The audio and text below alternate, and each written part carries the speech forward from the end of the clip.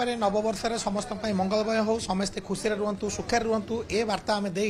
निश्चित भाव में केन्द्रापड़ा बलदेवजी मंदिर में वार्ता देवा समस्त को समस्ते सुखे और भले रुहतु तेज आम केन्द्रापड़ा बलदेवजी मंदिर परिसर में ये जो चित्र बर्तमान जेहेतु मंदिर में आज जेहेतु नववर्ष से समस्त भितर गोटे उत्साह रही समस्ते आसी मंदिर में ठाकुर को दर्शन करने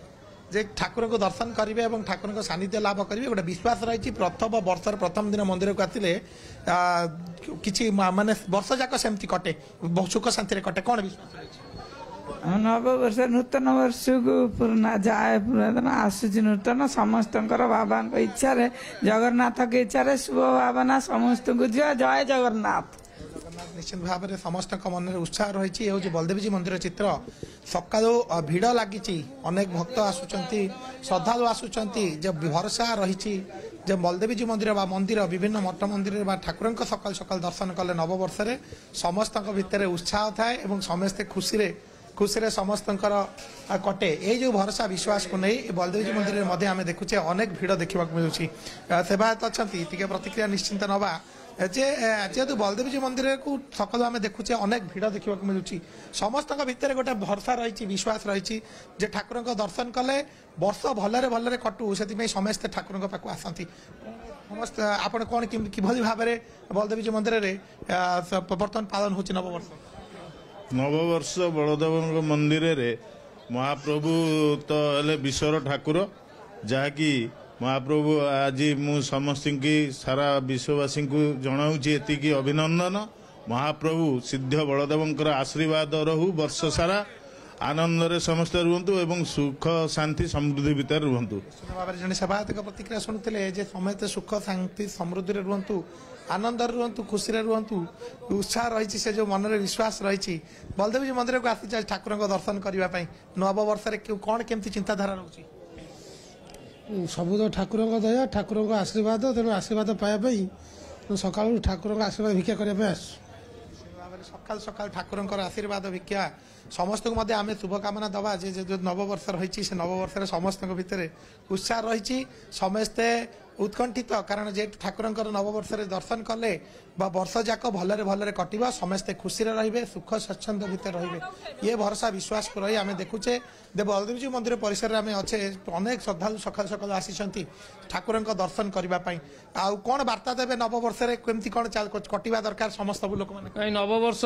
महाप्रभु को अगणित भक्त मान आम बलदेवजी मंदिर सेवायत तरफ मुझे धन्यवाद जो शुभकामना ज्ञापन कर नववर्ष समस्त मंगलमय हो बलदेवजी महाप्रभु समस्त निजर कृपा वर्षा करंतु आउ महाप्रभु को समस्त कृपा वर्षा करंतु बलदेवजी महाप्रभु समस्ते निरोग रुहतु निरामय रुहतु समस्त मन में सराग था खुशी रुहतु समस्ते 2025 जिभली भाव समस्त भलरे भलरे कटू से आशा भरोसा विश्वास नहीं समस्त अनेक श्रद्धालु आम देखुचे सकाल सकाल छुट्टी आसुंच ठाकुर दर्शन करने प्रभु सानिध्य लाभ करने किभली रही नववर्ष कौन केमती पालिबा आपन विश्वास ठाकुर प्रभाव रही भल महाप्रभुंर सब रोग दूरे लोक भक्त मानकर मनस्कामना पूर्ण हम नुआ वर्ष मंगल हम नुआ वर्ष मंगल हम समस्त भक्त मनस्कामना पूर्ण हम समस्ते खुशी रे आम देखा सीधा सड़क चित्र ठाकुर बलदेवजी मंदिर में ठाकुर सीधा सड़क आम चित्र देखा मंदिर बेढ़ारू आम सीधा सड़क देखा कि भाव ठाकुर को सुसज्जित कारण जेहेतु आज नववर्ष अनेक श्रद्धालु अनेक भक्त आसवे ठाकुर सानिध्य लाभ करेंगे ठाकुर दर्शन करेंगे ठाकुर कृपा लाभ करेंगे कारण जो भरोसा विश्वास रही नववर्ष ठाकुर पाखे आसिले प्रथम दिन भलरे भलरे कटले पूरा संपूर्ण वर्षक जाक भलरे कट से जो विश्वास रही विश्वास को नहीं अनेक लोक जेहेतु सकाल सकाल आज लोक मान भिड़ पकुड़ी आलती देखा कर लोक भिड़ लगी अनेक श्रद्धालु आसुँच मंदिर को ठाकुर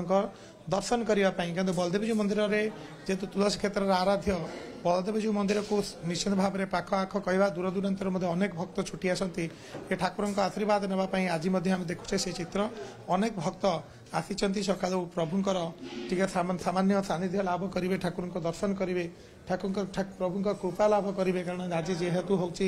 नववर्ष नववर्ष ठाकुर प्रभु दर्शन कले वर्षटी भलरे भलरे कट ये भरोसा विश्वास रही निश्चित भाव में किभली कटुचे केमती कौन पालुं नववर्ष को नववर्ष वर्ष भल रकम पालन होती ମୁଁ ସକାଳୁ ଉଠିଲି ଗାଧୋଇ ପାଧେଇ ଆସିଛି ଜଗନ୍ନାଥ ଠାକୁରଙ୍କୁ ଦର୍ଶନ କରିବାକୁ ମୋର ଆଜି ମନସ୍କାମନା ପୂରଣ ହେବ। ଠାକୁରଙ୍କ ଭରସା କି ଭରସା ରହିଛି ଯେ ଠାକୁରଙ୍କୁ ନବବର୍ଷରେ ଦର୍ଶନ କଲେ କଣ ହୁଏ ଏମିତି ଗୋଟେ ଛୋଟ କଣ ବିଶ୍ୱାସ ରହିଛି? ନବବର୍ଷ ଠାକୁରଙ୍କୁ ଦର୍ଶନ କଲେ ଏ ବର୍ଷଟା ପୁରା ଭଲରେ ଯାଉ ମୁଁ ମାନେ ଲୋକଙ୍କୁ ମାନେ ଇଏ କରୁଛି। ଆପଣଙ୍କର ଭଲରେ କଟୁ ନବବର୍ଷରେ ଠାକୁରଙ୍କ ଦର୍ଶନ କଲେ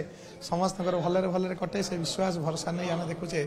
ବଳଦେବଜୀଉ ମନ୍ଦିରରେ ଅଗଣିତ ଯେଉଁ ଭକ୍ତମାନେ ରହିଛନ୍ତି ଶ୍ରଦ୍ଧାଳୁମାନେ ରହିଛନ୍ତି ସେମାନେ ଠାକୁରଙ୍କ ସାନ୍ନିଧ୍ୟ ଲାଭ କରିବାକୁ ଛୁଟି ଆସୁଛନ୍ତି କାରଣ ଯେହେତୁ ପ୍ରଭୁଙ୍କ ଦର୍ଶନ କଲେ କୃପା ଲାଭ କଲେ ଅନେକ ନିଶ୍ଚିତ ଭାବରେ ପ୍ରଭୁଙ୍କ ଆଶୀର୍ବାଦ ରହିଲେ ଅନେକ ପ୍ରଭୁଙ୍କ କୃପାଲାଭ କରି ପ୍ରଥମ ଦିନରେ ଆଶୀଷ ନେବା ପାଇଁ ସମସ୍ତେ ଛୁଟି ଆସୁଛନ୍ତି ବଳଦେବଜୀଙ୍କ ପାଖରୁ ଏବଂ ପ୍ରଭୁଙ୍କ ଦୃଶ୍ୟ ଆମେ ମଧ୍ୟ ଦେଖିପାରୁଛୁ। ସ୍ୱତନ୍ତ୍ର ପୂଜାର୍ଚ୍ଚନା ଚାଲିଛି ଏପଟେ ଭକ୍ତଙ୍କର ବେଶ ଭିଡ଼ ଜମିଛି ସକାଳୁ।